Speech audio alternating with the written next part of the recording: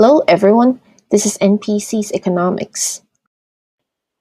As you all know, central banks of the Western world pumped a lot of money into the economy during the pandemic, and months after high levels of inflation, they have subsequently been raising interest rates relatively aggressively, trying to tame inflation.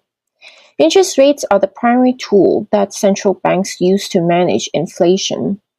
In theory, raising interest rates, in the case of the United States at least, raising the benchmark Fed funds rate increases Treasury bill yields and borrowing costs, which would then discourage consumer and business spending and reverse the trend of too much money chasing too few goods, increasing savings. In other words, bringing inflation down. In addition to lowering inflation, raising interest rates in theory could also decrease inflation expectations as it signals tightening monetary policy. Except inflation, or should I say, the year-over-year change in the consumer price index has been stuck at 3-point-something% for a while now. Personal consumption expenditure, the Federal Reserve's preferred inflation tracker, have likewise been hovering around 2.7%, which is slightly higher than the 2.5% recorded in the beginning of this year. Meanwhile, core PCE has been stuck at a 2.8% range in recent months. Mainstream media's take is that despite rising interest rates, consumers have been shrugging it off and YOLO spending regardless. But could it be possible that not all inflation are equal, and thus raising interest rates could actually have inflationary effects? Mainstream media and many normies have compared the current environment to the 1970s, when the United States and other countries experienced sustained double-digit inflation. As I have discussed in the previous video, the current situation is different from the 1970s in two major ways: current debt to GDP levels and the type of inflation. My point is that although a hangover and a migraine could both have a headache as a symptom, the remedy is different. The same goes for remedying inflation. The 1970s inflation was primarily loan-driven. Money supply was increasing due to bank lending more than due to fiscal deficits, which was actually low relative to GDP. This means raising interest rates was the proper response to stopping inflation. But right now, debt level relative to GDP is very high, similar to the 1940s, which was undergoing a period of fiscal-driven inflation due to World War II. The assumption that raising interest rates reduces growth in aggregate demand and thus lowers inflation relies on demand pull effects, which is a fancy way of saying reducing consumer spending and investments leads to an increase in saving, thus reducing the supply of money in circulation and increases the value of the currency.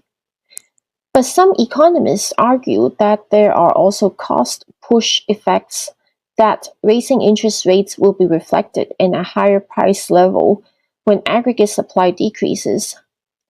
For example, firms' reliance on borrowing working capital caused higher interest rates to translate into a higher cost of working capital and a rise in inflation. Causes of cost push inflation includes rising nominal wages, rising oil prices, rising food and energy prices, and rising import prices due to devaluation. While some of these factors, like energy prices, are volatile and may be temporary in nature, cost push inflation may influence inflation expectations. That is, if people see higher inflation, they may demand higher wages, which then pushes the price of goods even higher, thus turning temporary cost push inflation into a more permanent and sustained. The 1970s oil crisis is one of the most prominent examples of cost push inflation. And early on during the pandemic, in 2020 and 2021, supply chain disruptions also drastically reduced aggregate supply, leading to increased costs for businesses, resulting in higher prices for groceries, cars, and many other goods and services. But right now, supply chain has been reverting back to pre-pandemic norms.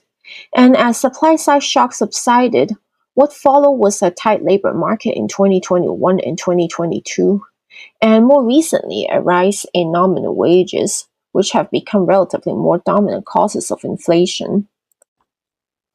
The discussion of cost push inflation is nothing new and actually peaked in the 1950s to 1970s.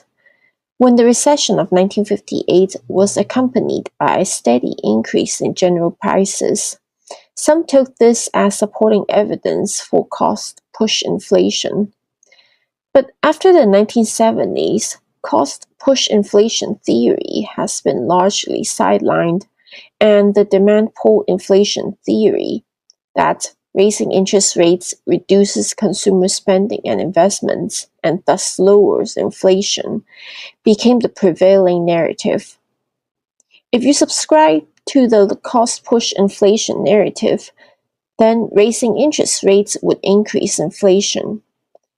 But is something amiss with the current landscape? For instance, could it be that with an aging population, and these old farts who might be more inclined to be holding safe investments like fixed income and assets such as housing, and who also have so much asset compared to the younger generations, that an increase in interest rates means their investments yield more interest income and thus juice their spending power? Or could it be that government is still deficit spending like there is no tomorrow, which has inflationary effects, regardless of interest rate environment and debt burden level? Jay Powell and his goons have not increased the Fed funds rate in almost a year. Among the G7 countries post-pandemic, the United States has enjoyed relatively high GDP growth, while the other sixes, their economies have been wimpy at best. Usually, when it comes to raising and lowering interest rates, these other countries will follow the United States' lead like loyal lapdogs. But now Canada and Europe have leaped ahead of the United States and have started cutting rates without following their leader's cue. So what do you think? Let me know your thoughts in the comments, and I'll see you next time. Bye!